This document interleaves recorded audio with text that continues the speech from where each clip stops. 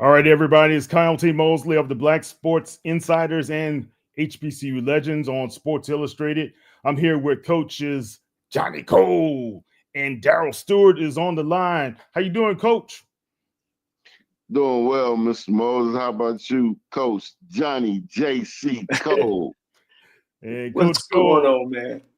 How you doing, man? Look. You see, I got my referee shirt on today. I wore this specifically because I'm about to referee this thing, man. We got to get a hold to this thing because it don't look right and it's not good. All right. Now, if you guys don't know, Coach is on because he wants to talk about what happened this weekend with college football. You know, we have had four incidences, and probably it shouldn't have been that way. We've had four incidences of brawls, post-game brawls, and that's happened in less than 1 week's time. But we're going to talk a little bit more about that, of course, and we're going to recap some of the goings ins and goings out of what happened with the conference championships, as well as those who clinched the berths into the championship game in the SWAC, and as well as the new kings of the MEAC out in South Carolina State. So, Coach Cole, let's kind of kick it off with talking about the CIAA championship first. You had Virginia State, Virginia Union. I know you were keen on Virginia State being the ones that possibly won, but Virginia Union is the one who, back-to-back years now, they are taking home the championship. Well, experience is always overthrow and give you that edge. And, Virginia Union being there last year, having probably same players, same coach, probably gave them an edge over Virginia State being there for the first time. One thing I know about championship games and being in them myself is the team that make the less mistakes win. And so in that case, Virginia Union was the winner of the CIAA. Yeah. Virginia Union, I would say I had a feeling, and I kept on telling you guys that they learned a little bit about themselves and what they needed to do to prepare in winning that game against the Trojans. And congratulations to Dr. Alvin Parker. Those guys did a tremendous job, 17-14 over Virginia State. Coach Stewart, what's your thoughts about what happened in CIAA? Yeah, it was a big win for Virginia. I had Virginia State to win, but Virginia Union pulled it out, and looking forward to great things out of them in the future. That's an up and coming program. Yeah, definitely is an up and coming program. But when you have success, Coach Cole, sometimes people like to kind of pluck you from those situations, or more opportunities come your way. You think Alvin Parker is in that position right now? Well, without a doubt. I mean, that's one thing about coaching this game as well as playing is you're a competitor. And to be the best, you got to beat the best. And everybody right now, everybody marks the NBA player to Michael Jordan. They don't mark it to the worst player in the league. It's always the best. It's the same thing in team sports. At one time, everybody wanted to be the New England Patriots. Now don't swerve it over to the Kansas City Chiefs. So, that's this game. That's why you're in a competitive sport. To be the best, you got to beat the best, and you got to find out what they're doing that you're not doing. Yeah, definitely. To be the best, you got to beat the best. And guys, we want to hear from you. If you're listening to us on YouTube or even on Facebook, put in the chat, put in some of your questions for Coach Cole as well as Coach Stewart. We want to hear from you guys and what your thoughts on what happened in championship Saturday this past week. Now, let's turn our attention to the SIAC. Coach, you called it. Miles College. They came down and they whooped up on Clark Atlanta. I know your brother is over there over at Clark, but you had to call it as a professional, and you said Miles was going to be the winner. What happened? You were there front and center. Well, from said go, Miles College was, the best team that day. They have a great coach staff, which I talked about last week. The team, had coming off of a great winning season last year. They returned a lot of players. And they actually played at home as well. So they had a lot of things going with them, a lot of momentum going with them. Clark was coming for the first time, showing up at the dance, with a bow tie, and everybody else wasn't wearing nothing but collar shirts. The great thing about Clark is they have their best winning season in 50 years. So I think it was a win-win. Nobody expected an 0-10 team or a 1-20 team. Let's get that straight. To go from that to the championship game. So my hat goes off to Teddy Keaton and Clark, as well as Coach Sam Shade. That, hey man, they had Clark's number. They got 9 turnovers. That's unheard of. And I told you, 9 turnovers. People that win to championship games, it usually is the person who makes the less mistakes. Yeah, definitely.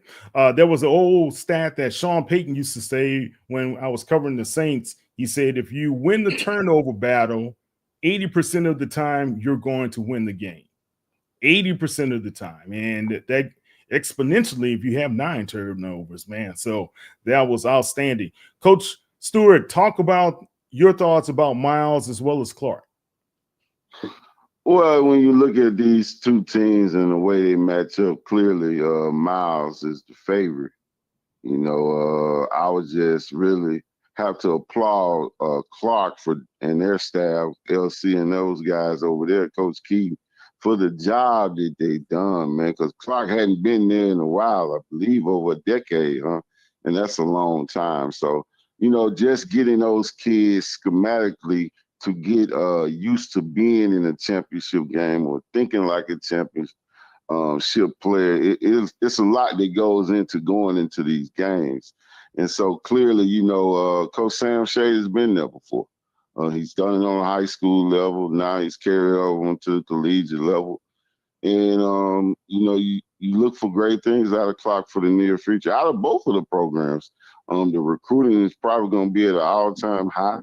And if I'm not mistaken, and Coach Cole can help me out, I believe Clark is one of the teams that the MEAC is targeting, Clark, Morehouse, and Tennessee State to try to move to the MEAC, if I'm not mistaken. If he can help me out on that. There's some talking, because the MEAC definitely want to get back to a 10 to 12 team. So they're looking for some teams. They're still thinking about the other teams that got out. So, right now that's on the table, but it's nothing concrete. Yeah. Let's hear from Sam Shade ourselves and what he had to say. Well, it's important for our team as a whole, for our program, just to show that the hard work that the players have been putting in, that it does pay off. And the adversity we've been through the last few years, and even early in the season, being 0-2, just showing that you can overcome the adversity if you just lock in, focus, and keep working. All right. Coach, he said, if you just focus and lock in, you could be able to overcome adversity. What's your thoughts there? Well, I mean, that's when you're talking about, a team concept. That's when you're talking about, the discipline. All that goes into being successful. Definitely. And Coach Stewart, think about this. They were 0-2 at the beginning of the season, and to go on that stretch and that run that they were able to put it down and get to the championship game and win it. Sam Shade, we just spoke about Alvin Parker. Sam Shade, could he be one of those guys on the move? Oh, yeah, definitely. He's on a lot of people's radar along with the cold-blooded brothers. I'm waiting to see what's going to happen down there at Alabama State. I've been hearing rumors, will they get a coordinator or will they go in a different direction? And so definitely, man, I just think right now we have to look at selling our institutions. And it's too many, like Coach Cole said, it's too many good coaches not coaching. And then when you look at the guys, and this is not a knock at guys that are coaching, but the reason why they're failing it's because they're going into these jobs, learning on the job. And I tell these guys all the time, and we say it on the show, we know, don't skip the process. They look at guys like the Cole brothers. They look at guys like Tina's Beard. They look at guys like Milton Spears, and they say, well, wow, they won a championship. But these guys have went through the process. The guys that are failing have not gone through the process. And that's all we're saying, Kyle. Go through the process and then pick it back on being a head coach. But when you skip that process, these are the sorts of things that happen. What's your thoughts about his comments there, Coach Cole? Well, without a doubt, where we are in our conferences is, when you look at the conference, it's good for the fan base, because people said, oh, man, it's a lot of parity. It's a lot of parity. But when you look at it from a coach's standpoint of view, you see the mistakes. You see, the immaturity, not just from the assistant coaches, but from the head coaches as well. And when you have that, then you don't have good football.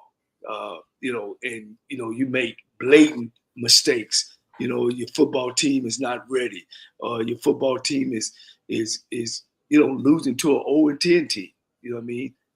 And I understand that people got to be head coaches, but like Coach Stewart was saying, it's a process that you go through. You come in as a student coach. Some of us come in as GAs, and then you move into being an assistant coach. We always get caught up on these tags. Oh man, hire young coaches. But I'm here to say, I interviewed a 29 years old coach, and even back then, I said I wasn't ready. You know what I mean? A head coaching job is for an older man. It's almost, he's been there, he's seen it, he has contacts, especially, on the HBCU rim. We got to put a good product out on. All right, Coach. I can't hear Coach Cole. All right. Yeah, Coach Cole was basically just saying it's a older man who's been through the trials and tribulations of the coaching world that you'll find the success. And that's why you saw some of the issues early on with some of these first year or first time coaches as well. There's a lot of first time head coaches that have run through the buzzsaw, so to speak. Look, here's my take as well. I heard it all when Coach Prime came to HBCU and he had the tremendous success over at Jackson State. Everybody wanted an NFL guy. Remember that, Coach Cole? Everybody wanted an NFL guy. Give me an NFL guy. Look at Tennessee State. The school is broke now for playing the coaching staff. Wow. Is that what's going on? Part of what's going on? I know they had other financial mismanagement in other areas as well. Yes. Okay. So, but they finally got a winner, right? 8-3, Tennessee State Tigers. That's what they've been wanting, right? Well, they got to win this week, I think. Oh no, are they 8-3? They're 8-3. Yeah. So, Coach, any last thoughts on this topic as far as going through the trials as a young coach and being able to find success later? Yeah, if you don't do it the right way and what Coach Cole and myself are talking about, you're going to go through that. Clearly, I just got the air listening to the FAMU family. They're in disarray right now. FAMU is in disarray. They lost to a team that hadn't won a game in 15, 16 tries. If it was myself, if it was Coach Cole that had lost, they would have tried to fire us. And this is what I'm talking about. And this is not a knock at Coach Cozy, but I mean, you got to ask yourself, how does a team that's picked to win the national championship lose to a team that's on a 15, 16 game losing streak? That's not like any given day any team can get beat. That's coaching. Let's just put it out there, Kyle. That's coaching. I mean, it's no mistake in that. I think, coaches make mistakes, but I just don't think right now that if FAMU loses to Bethune-Cookman this weekend, I think they're in trouble.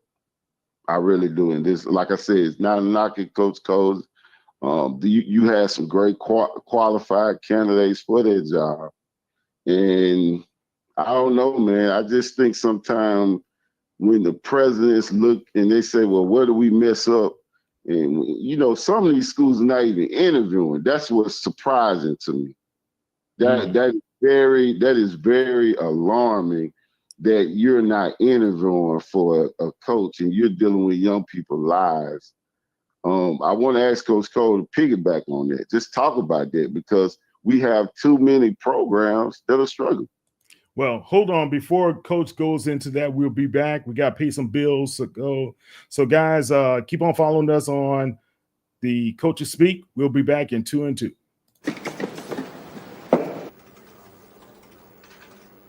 Wow. Hey, Jay, this project might need a bit of zhuzhing. Holla back, Warren. Please let me know your thoughts. Best regards, Warren. I am genius. Come to McDonald's and treat yourself to the Grandma McFlurry today. So I trust everyone's read the prospectus. Mm-hmm. Lance, why don't you take us through it?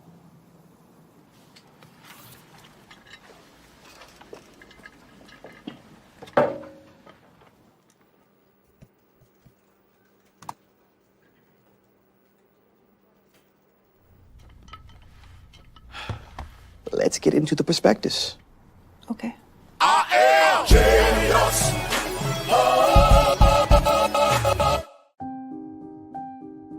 Something amazing is happening here.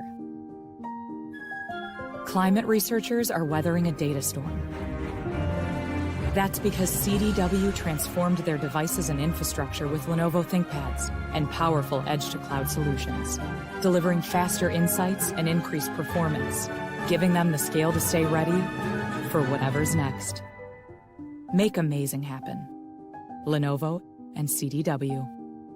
Time to call a credit repair company to fix my credit. Hold the phone, man. You can do it yourself with Credit Versio. That's way too hard. Call the credit repair company. Most credit repair companies only work on 1 or 2 accounts at a time, making it slow and expensive. You won't figure that out for months. Ignore him. Credit Versio's brilliant software scans all 3 credit bureaus, finds the accounts that are hurting your score, and guides you through the entire process. Anyone can do it. Let's fast forward and see the results. Wow, I fixed my own credit and saved hundreds. You can do this. Visit creditversio.com. All right, Kyle T. Mosley back with Coach Johnny Cole. Coach Cole, how you doing, man? I know you've been working, you've been refereeing. Now you're going to referee some fighting going on. Much better than what we saw with Mike Tyson, huh? Well, yeah, it was a brawl. It was a couple brawls, man, that should have happened. Shouldn't have that happen, right? We're going to talk about that. It all starts from the top, Uh-oh. All right, here we're about to go into it. Coach Stewart, you hear us? Yeah, I can hear you. All right, great. So Coach Cole and Coach Stewart, this past week has been tumultuous in HBCU football because we've had some post-game brawls that went down, 2 in the SWAC, 1 in the MEAC, and 1 at the CIAA championship game, which was very surprising. But Coach Cole, you had some interesting thoughts about that. Share it with the listeners and watchers. Well, first of all, everything always starts from the top. In some of these schools with these programs, I think every coach on the coaching staff, whether it's 9 or 6 on the Division II, should at least, the bottom man should be at least making what a teacher makes, because that's what he does. Okay. So because when you can't qualify and get and pay coaches, you get what you pay for.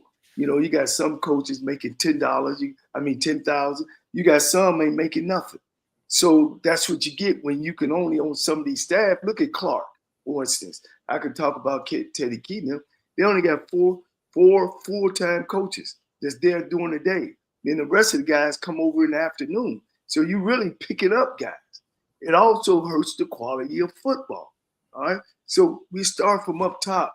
You know, these schools should be able to pay these coaches full-time money so you can go out and get quality guys. Second is the referee. That's why I got my shirt on. Our referees in our conference, in Black College Conference, they got to be more aware of the rules and call it like it see it, you know, instead of not. I was at the SIAC game.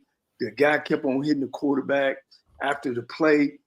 Hey, man, the rule says they protect the quarterback. Once the ball is released, he should not touch the quarterback. He should not use any violent move. Even if he was about to hit him, he's got to throw his out. I seen a kid just shove the guy on the ground. All right. But you can't. Now let's go talk about these coaches that we have. Mm-hmm. And these young guys that we're getting on these coaching staff. It don't went to gang-like. You know what I mean? We are 20% of America is educated in the college realm. That's where we are. These are supposed to be the best students, the best black men or young black men that's coming up. You know, some of us, like myself, was running from the street. You know what I'm saying? Running from low-income homes to get in college to make some of ourselves. And now we're in college, we're supposed to be the example. You know, what we are now, you know, it's gang-like. And I know this for a fact, my 40 years of being involved with coaching. Now that I'm on the referee side, what happens and how these kids, it boils over is when coaches, mainly young coaches, get involved with trash talking with the players. When that happens, the guardrails go off. You got coaches out there getting slammed. You got coaches slamming players. That is uncalled for. So you believe it starts with the head coaches and some of the assistant coaches kind of adding fuel to the fire when it comes to the talk and the trash talk. It always starts there. It always starts there. And that's why we're talking about, you know, older guy can relay the information down to the young guy. When I was a young guy on the staff, and I've talked to 35 coaches today, and right now all of them have agreed with me that you got to tell them young guys, shut the hell up. Hey, man, you ain't been through the far. You know what I'm saying? Either coach your position or do what you told. Don't get involved. You're not a player anymore. I can remember a time, and I know we don't have that much time, but that when I was a young coach, and I went back to the dormitory because I was still staying in the dormitory, I had the music blasted. My coach actually came down to the dorm. He didn't know whose room it was. He knocked over his mind. He wore me out. He said, "You make a decision, or don't come back to that office. Either you're gonna be one of them, or you're gonna be a coach." And I had to separate myself from them because I wanted to be a coach, and I understood it's about being a professional. And we gotta be better. We gotta stop because we supposed to be the example to the rest of the world. And they understand you're representing your community, where you come from, your family, the university, yourself, and most of all, you represent Black folks from all over the world. They already think and think that, you know, back in the day they used to call us the chitlin circuit. The chitlin now, circuit. Right. You know, we got away from that. We've gotten away from that, but we headed right back to that. So it's disgusting. Let's do a little timeout. Let me ask your opinion, Coach Steward. Coach Cole was pretty much breaking down that it's really starts from the top down. The coaches are responsible for their programs and responsible for how the young men interact on the field with the trash talking, the fighting, and everything else. What's your thoughts? He's exactly right. You know, I hadn't done it as long as Coach Cole and the rest of the legendary coaches, but out of my 20 years of coaching big-time high school football, I never had a brawl. And if you feel like your players are not going to listen, then you have to have a disciplinary disciplinary plan in place to discipline these guys, or do it what we call through a pre-walkthrough. You know, have half of your team be the visiting team on their Friday practices and just say, hey guys, this is what we're gonna do. We're gonna go straight to the dressing room, give a fist bump, go straight to the dressing room. Prime example, big game this weekend between Alcorn and Jackson State, the Soul Bowl. Coach Taylor, I'm sure he's gonna have his guys give a fist bump and go straight to the dressing room because it's a big time rivalry game. Coach Cole is right. I don't know where these brawls are coming from. It looks like it's a habit. But what I want to tell, our listeners is, guys, you're hurting recruiting. You're hurting your recruiting process. You get a 4-5-star kid come to your campus and the parents ask the head coach, well, coach, I don't want my son. What's going on? Look at this. Tell me about this brawl. Well, how you going to explain it? So I want to just let, the guys know that, man, you're hurting recruiting. That's all it is. I don't know. I hope it's not a head coach and an assistant's egging stuff on. I just hope it's not. But if it is, Kyle, we're in trouble. Well, let me ask you this, Coach Cole. Let me just turn to Coach Cole again. You've been on that sideline recently. You, like you said, at the SIAC championship, and you also brought up, you heard some pre-game problems that were going to occur at the CIAA, right? Yeah. So no, the SIAC. Oh, at the S. Okay, so talk about that. How did Coach Keaton and Coach Shea get that under control? Well, let me just go back. What happened a couple years ago, about 4 or 5 years ago, Winston-Salem was playing, I want to say, I'm just going to be safe, one of the Virginia teams. And they were having a banquet the day before. And the quarterback, which is my godson, his father was my college roommate, he went in the restroom to use the restroom. And 5 of the Virginia players jumped on him. And they ended up counseling the whole game. Now, the same thing kind of happened this past week on the banquet, that the players start jaw-jacking, and we don't have no people to calm them down. So that's what made Coach Keaton and Coach Cole and Coach Sham say that the coaches went out and shook hands and sent both teams to the locker room. I thought that was real classy, but it should never be that way. And like Coach said, all my teams, it's never been that way, because it ain't that way when the players gotta have some fear. It's just like raising a kid. A kid got to, I ain't saying he gotta be scared of you, but they got to fear you in some type of way. And sometimes the fear is respect. Well, I'm gonna say this, but Coach, if you look at some of these brawls, even when the coaches went up to the young men to try to calm them down or send them to the side, I saw them pushing the coaches out the way. They were pushing them out the way. They were like, get off the way. One young man nearly knocked the coach in the face with his elbow. I mean, what do you do as a assistant coach when you're trying to help out? And these guys are not even listening to the head coach. I saw Larry Scott at Howard. He was trying to get his guys under control. Like I said, it started from the top. Well, and like Coach Steward was saying about practicing and setting boundaries in practice and setting boundaries to lead in that way and make them understand that, look, I'm not taking that. See, what happens, Cal, is all this transfer stuff is starting to be able to hire soft coaches. And I'm gonna call them soft, because if you look at all the championship guys in the last 24 years on each level, whether it was the NFL with Jimmy Johnson and Barry Switzer and Purcells and Belichick, whether it's Nick Saban, L.C. Cole, Doug Williams, Broadway, whether those coaches ain't around no more, because the presidents want to come downstairs and be seen.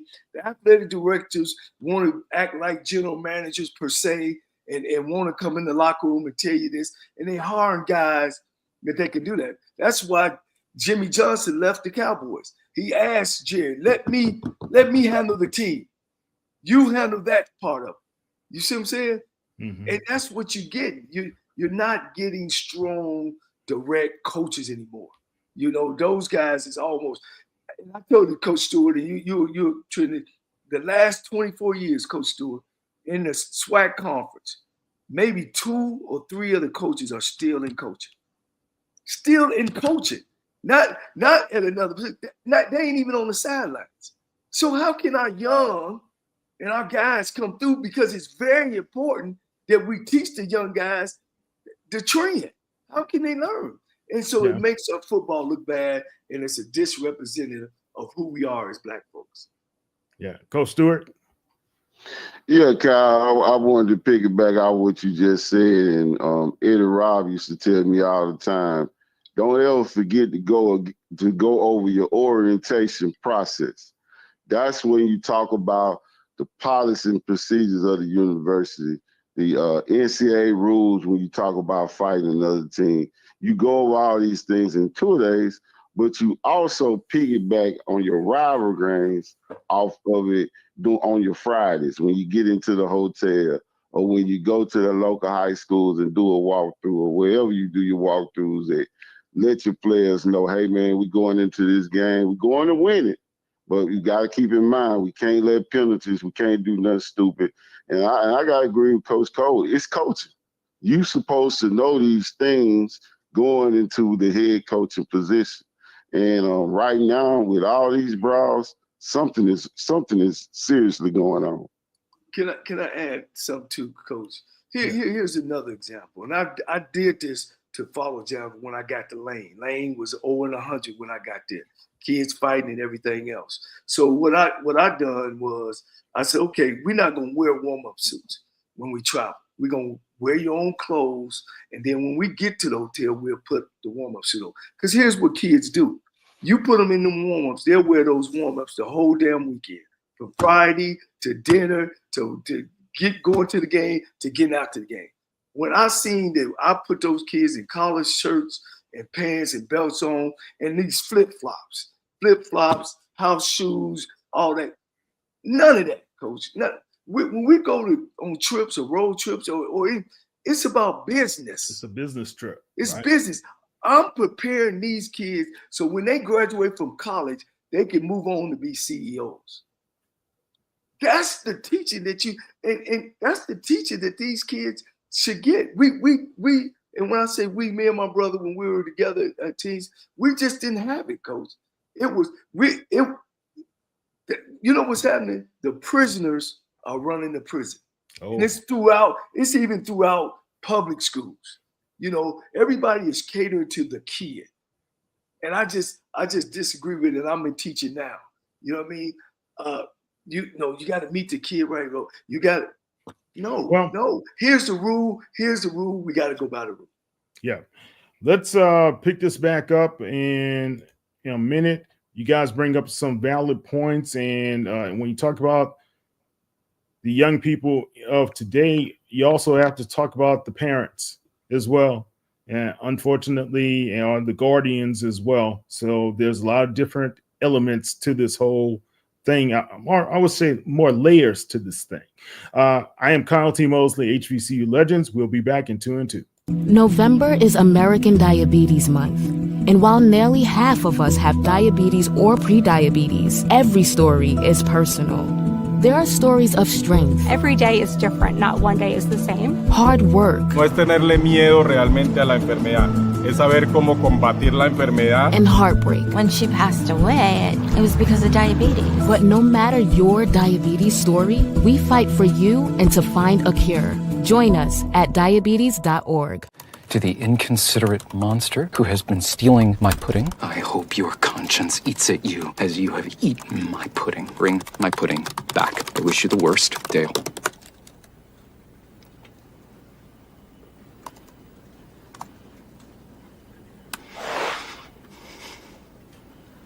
Beautiful words. I'm sorry.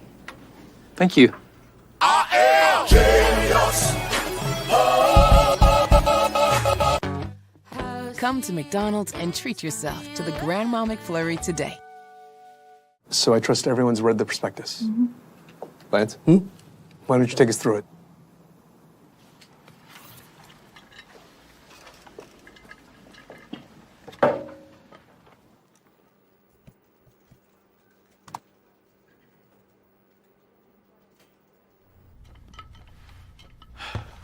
Let's get into the prospectus.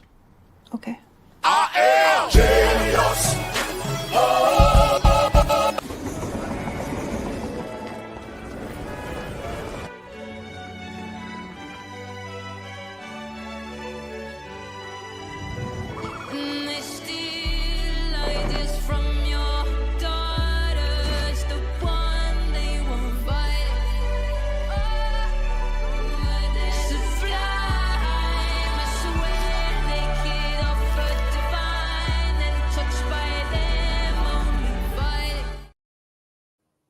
Okay, Kyle T. Mosley here with Coach Johnnie Cole and Coach Darryl Steward.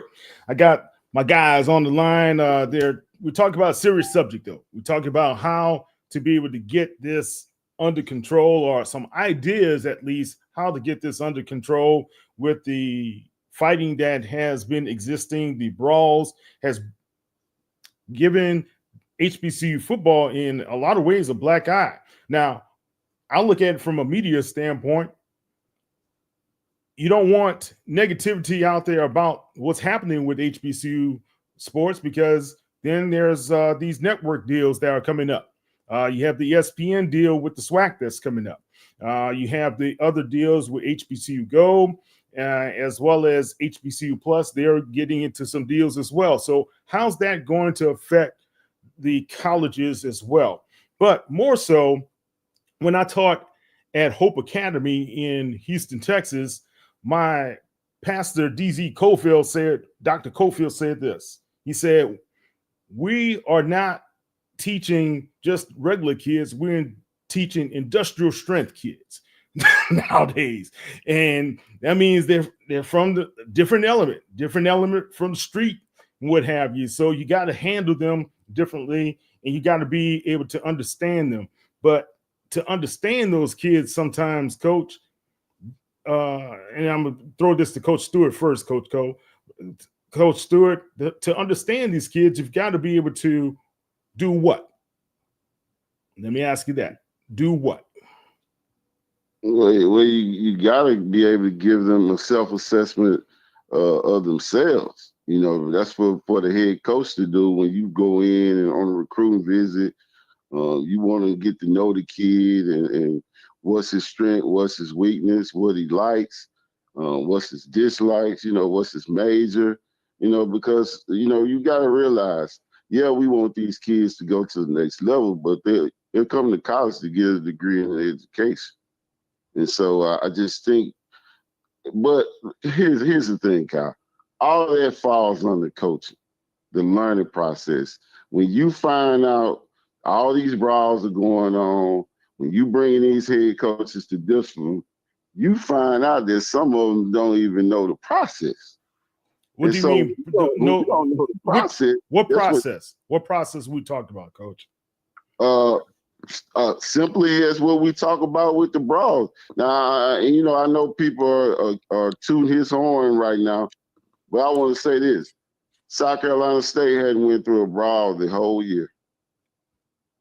You got to know that Cheney's Berry has went through the process. Okay. All right. I can name you several other teams as well. Okay. Coach Cole, let me turn it to you. What do they have to do to be able to stop this? Here's the deal, Coach. Playing football on a football team and representing a brand is a privilege. All right. It ain't like you got to take English, math. It's a privilege to be on there to put that helmet on, first of all. Second of all, any job that you have, there's rules and regulations that you got to go by to be on. Here's the problem. When you hire coaches that don't understand the process of that your job is not only to coach these kids on the field, is to get these kids to graduation and so they can leave your university and be better. because these are the better kids. They've chose to do better for their life. So they deserve to be coached. Thirdly, the game is a team sport. I ain't never seen any one player win a damn Super Bowl or NCAA title or a SWAC title. It's 10 other kids out there. You see what I'm saying? So when a coach make it about one player or about two players instead of making it about the team, see, Mosey, I coach from the front of the line. What do you mean by that? The guy in the back line don't barely hear from me because I feel when I tell them to line up, when you tell your players to line up, usually the best player jump up first. That's the guy who I'm coaching. I'm not on the back coach and then letting the front guy do what he want, wear the socks he want, wear the color of the shoe he want, just because he's the guy. And then I negotiate and he'll go in the locker room and come out with purple socks while the other team got white socks. Guess what? His ass will be sit back to that locker room and maybe not even play. Here's my thing. And that's why, Mosey, I could sit here today, even though, you know, how I got out of the business, I still don't agree with it. I can sit here today and say, I did it my way. If I lost the game, it was because of Johnnie Cole. It wasn't because of my players wasn't ready. You know, that's my fault. It wasn't because my players were out there fighting. That doesn't mean I didn't do something right. So I always let my players and coaches, you know, and that's the part. You got these young coaches coming in, man, with all this dreads, shirt out their pants, jewelry all on their neck on the sideline, unprofessional, talking just as much as trash as the players. I wish I would have a guy on my staff that does that. Well, hold on, Coach. You mean some of the coaches, assistant coaches having jewelry and dread? Yes. Okay. Yeah. Right. Coaches, it's terrible. It's terrible. And I know I'm gonna get what your dreads got to do with it. Well, guys, look, there's only one Snoop Doggy Dogg. And there's only one Snoop that can smoke a cigar and show up. Snoop Doggy Dogg is not the black representative. He's not. He's only one of him. I love his music. I look, you know, but that's all what the media show us, Stewart, and our kids. They think that's the example. That ain't the example. Snoop is not the example. You know, the other rappers, they're not the example. Yeah. Guys, when you come to college, you're the exception. And that's what we got to get over to these kids. So when they leave, they're ready to move on and show and go back to their communities and let their communities know that there's some regular guys who ain't got to sing, who ain't got to rap, who ain't got to smoke a joint that can make it in this life. All right. Coach, your thoughts about the coaches being the example? Well, in some programs they are, in some they're not. But it all goes back to the process, Kyle. You know, we can't hold these coaches accountable if they don't know the process. And so you have the coaches don't know the process. You're saying the coaches, okay. Right. I mean, it goes all the way up to the presidents and the athletic directors in this case. You know, they do now what's happening is the fans are starting to say, well, we didn't know from an alumni standpoint, a lot of the alums are starting to say they didn't even know that, you know, presidents, athletic directors had not been doing interviews, you know, and this is going to be a problem for the process coming on in the near future. I don't think that they're going to skip this process now. I think by looking at these brawls, I think the presidents are going to form committees, and you're looking at when it's time to interview a coach, you're probably looking at bringing 2 coaches in a day, whether you're going to interview 4 or 5 of your top coaches, and you know, go from there. But I don't think it'll be a quick fix thing. What's been happening in the past. I think right now they're learning their lesson from this, and they're going to get it right, Kyle. Okay. Coach Cole, last thoughts on this topic before we start talking about the championships ahead? Well, this, you know, resumes count. Resumes count. Say that again, Coach. Resumes count. And see these things behind me, behind my show. Reign count. championship. That means that you've been to the top. You know how to get to the top. Not even if you want me as your coach or so. There's some guys that's been winning coaches. Yeah, is there room? Yes, there's room. There's room to develop, and we got to not only develop our guys to be head coaches at black schools. We got to develop them to move on. You know what I mean? It gives us such a black eye, man, and it's already rough on us. You know, we forgot about the struggle. See.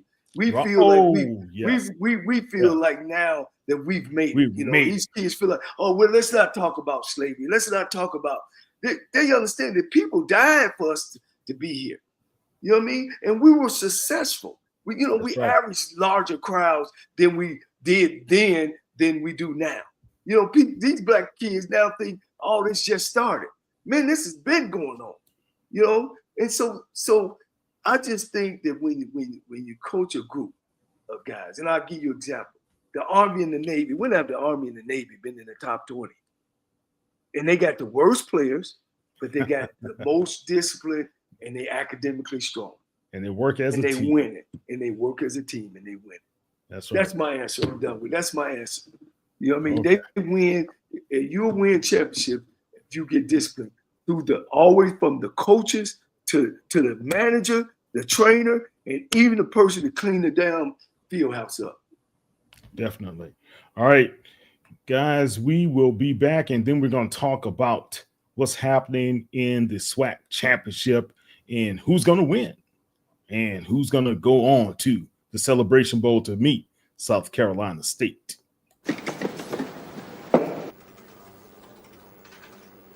Wow. Hey, Jay, this project might need a bit of zhuzhing. Holla back. Warren. Please let me know your thoughts. Best regards, Warren. I am genius.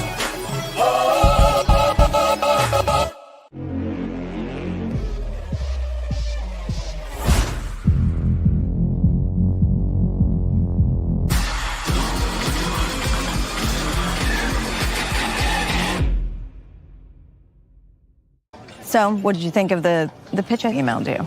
Yes, the one that you emailed me. I remember. The pitch of Dog Days. What a title. Here we are. Very Victorian, which I loved. Unique relationship is formed. I love unique relationships. With a twist. I know, because I read it. Great. I'm going to tell them you're interested.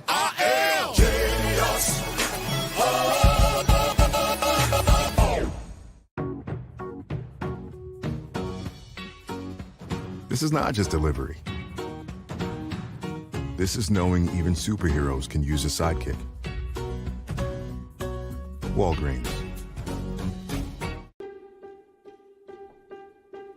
Something amazing is happening here. The next era of AI has arrived. CDW data engineers are helping organizations harness the power of AI with Intel Core Ultra processors. The power to run workloads faster means greater performance, giving your team a better shot at success. Make amazing happen. CDW.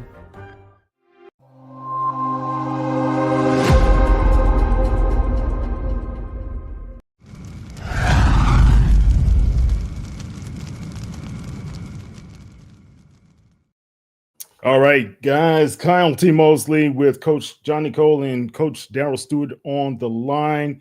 Let's talk about what's going down. Before we do that, I would like to just play a quick snippet of an interview that we got from our guys at Urban Sports Scene. Ray Rogers and those guys were there when when Chennis Berry was able to win the championship. Take a look. Urban Sports Scene here with MEAC championship coach Chennis Berry. South Carolina State defeats Morgan State 54-7. And with a backup quarterback, when you took this job, coach, is this what you envisioned? Well, you know, we always believe, man, to God be the glory, first of all, man. We found a way to win a football game. Winning is hard. So, but our young men were prepared, man, and our coaches prepared them to put them in a position to be successful. So all in all, I'm just super proud of our team and our program right now. When I first took the job back in January, I had to get guys to buy in and believe in the process of what we're all about. And our process is real simple. Just try to go 1-0 every day. And I think our young men have wholeheartedly believed in that. And we found a way to go 1-0 today, man. So the journey's not over yet, though. We have another game to play. And we have senior day next week for our seniors, their last home game. And we want them to go out the right way. So the mission doesn't change, man. We got 24 hours to enjoy this victory. And then we'll get ready for a good Norfolk State University football team. Yeah. All right. That's your guy there, Coach Chennis Berry. He did it. He went ahead and he won in his first season at South Carolina State, but he's not a rookie head coach. People keep on forgetting that. He won 2 Division II national championships down there in Benedict, but he also, Coach Stewart, as well as Coach Cole, he was about the process. You heard him just talk about that. Talk about that. What do you think, Coach Cole? Well, Chennis also was an O-line coach at Southern and offensive coordinator there. He worked at Grambling.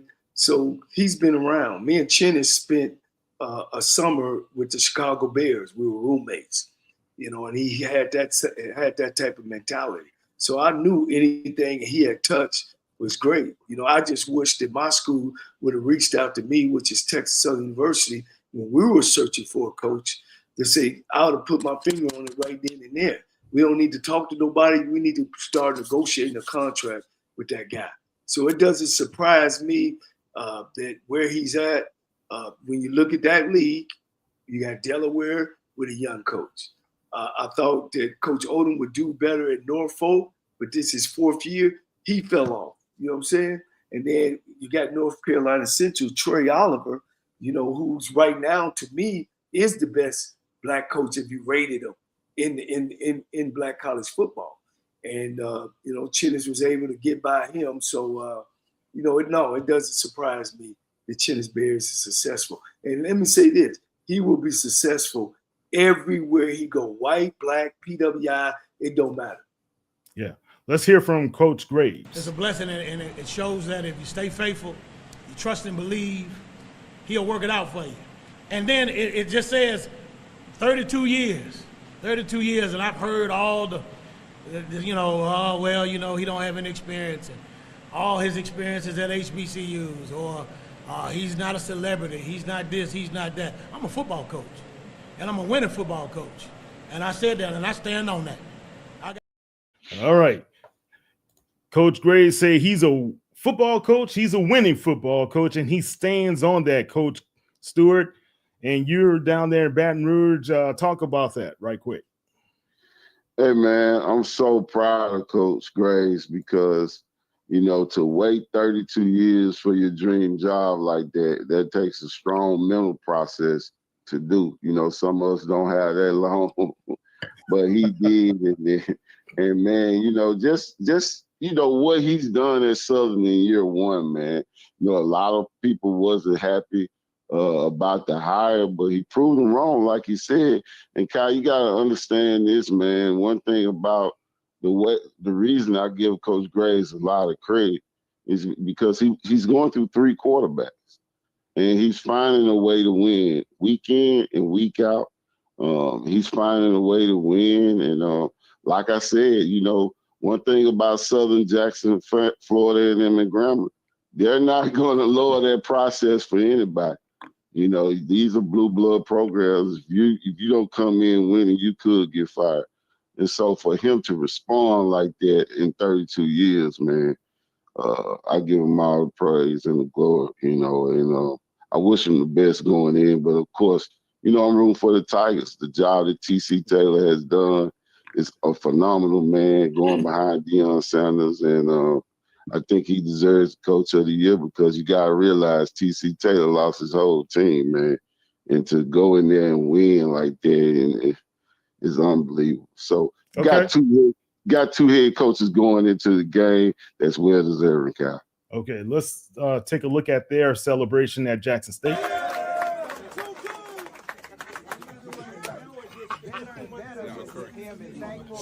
athletic director who brought us to No this doubt. far. Yes, sir. Yes, sir.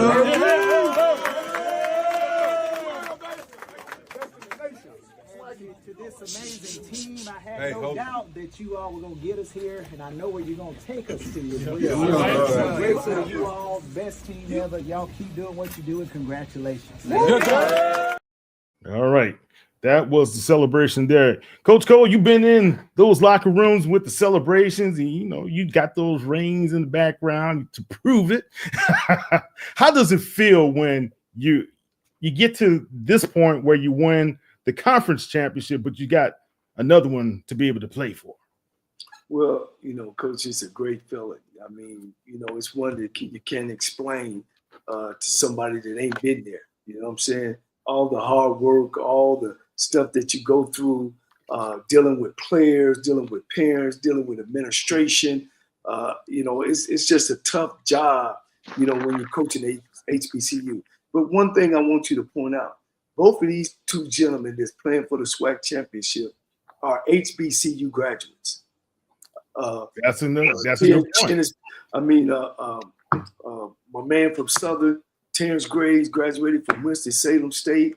T.C. Taylor is a Jackson State guy. We don't have to go out and find great coaches. We don't have. They right here. Steward, they right here.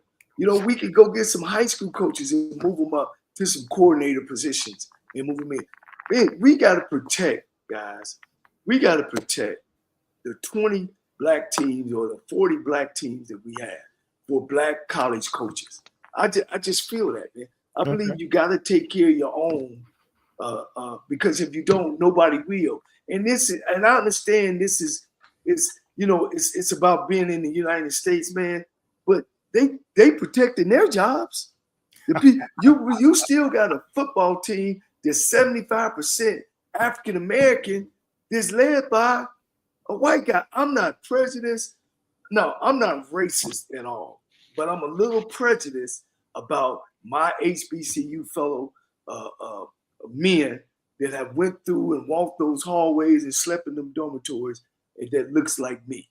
And I'm prejudiced that these jobs should be held for good HBCU coaches. All right. Great point. Coach, you are HBCU bred yourself. Coach Stewart, Coach Cole was just saying, hey, he's an advocate. You look at everybody who's in those championship programs right now. They come from HBCUs. Talk about it. Yeah, they just know the HBCU way. And when you know the HBCU way, it's not practicing in the morning. It's blood, sweat, and tears at 3 o'clock. Who can survive the storm? All the great ones practice at 3. You had to go through 2 days. It's just the HBCU way. And, I think these guys are benefiting from that. The standards that Coach Cole, Melvin Spears, W.C. Gore, and all these guys put in place. All you have to do is follow it. And if you follow it, you're going to win championships. Okay. All right, Coach Cole, you first. Let's talk about the SWAC championship. How do you see it? Well, one, if you look at the numbers, it should be a runaway with Jackson State. Averaging 400, best offense in the conference. Defense is second best in the conference. T.C. Taylor's doing a great job of calling the plays. They're scoring a lot. And we always talk about what win championships. Great defense and great running game. Jackson State got both. On the other hand, you got Southern, man, is the cardiac kids. They got a frog leg. They got a frog leg, a skunk tail, roots, a deer sniffle, some roof, some gumbo. They win in every game by the chin of the chin, coach. And that's good. You can't take it away from the coaching staff. They fight in there. They keep their kids rolling. That's what it's all about. And they make the right mistake. They make the right choices at the right time to win these football games. Okay, Coach Stewart, how do you see the SWAC championship? Yeah, Kyle. First of all, I want to say congratulations to both teams. Well deserved to be in it. Coach Graves and Southern and T.C. Taylor and Jackson State. But let's just face You know, Southern did an outstanding job putting this team in predicaments to win. The talent right now is just not there. And, you know, football, all the great ones know football is a game of matchups. They clearly do not match up well against Jackson, but they do a great job of coaching. And that's the reason why they're in this game. And so I do think it's going to be closer than the first game. But Jackson State just has too much talent right now. I'm looking at probably a 17-10 victory at Jackson State. Jackson State. All right. Coach Steward and Coach Cole, they predict Jackson State. I have to go along with you guys. I concur. I think Jackson State is a very talented group. I've got to say this. Congratulations not only to Coach T.C. Taylor, not only to Coach Graves, but A.D. Banks, as well as Ashley Robinson. Congratulations to you guys as athletic directors of choosing these men. And when it was very controversial to choose these men and stand by these men as well. So it was very controversial. But we'll talk next week. And then we'll go into the Bayou Classic. And after the Bayou Classic, we'll talk about what's going to happen at the Celebration Bowl. I can't wait. That's going to be a good one. And I'm going. I will be there. I already got my ticket. Oh, there you go. There you go, man. What you mean ticket? We got to get you in the press box. Well, my flight. Oh, okay, all right. Yeah, all right. Yeah. Also, I'm going to the say, hey, Classic. you're gonna be with me in HBCU Legends, then, man.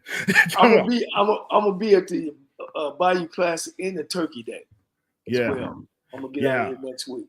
Yeah, it's one of my first times not going back home for the Bayou Classic, and but I think that's going to be a great affair to have.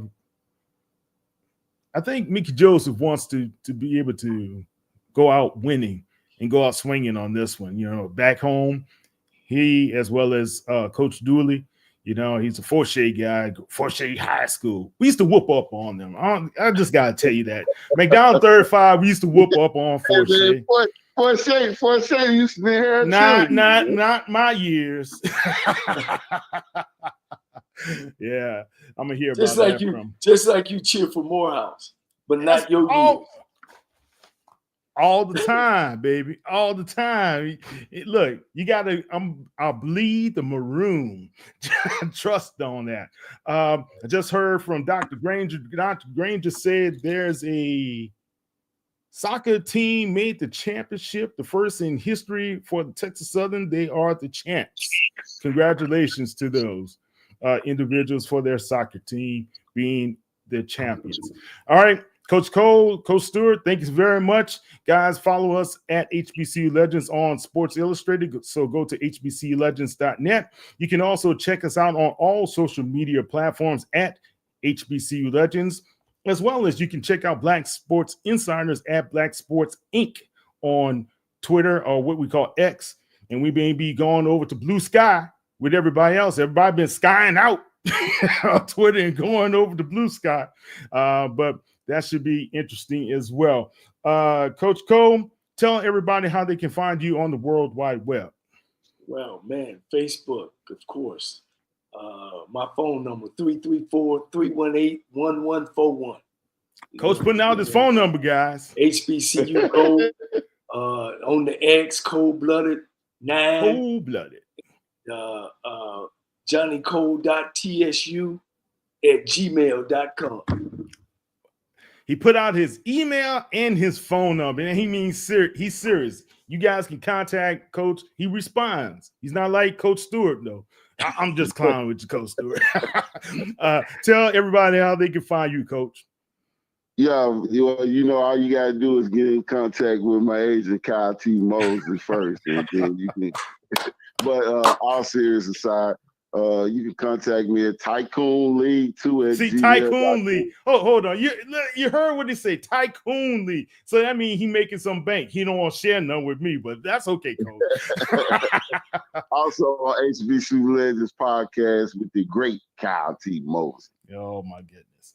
All right. I did pay him for that one. But guys, go ahead and just Look. Oh, I forgot, dude, Cal. Check me on YouTube, HBCU Gold Coaches Corner, and also the lunch break as well. Yeah, the lunch break, and you and Rocky, you guys do a great job with your stroll as well. HBCU Coaches Corner. Yeah. All right, guys, thank you very much for watching. I'm Kyle T. Mosley. That's Coach Johnnie Cole and Coach Darryl Steward. We out. Peace. Take care.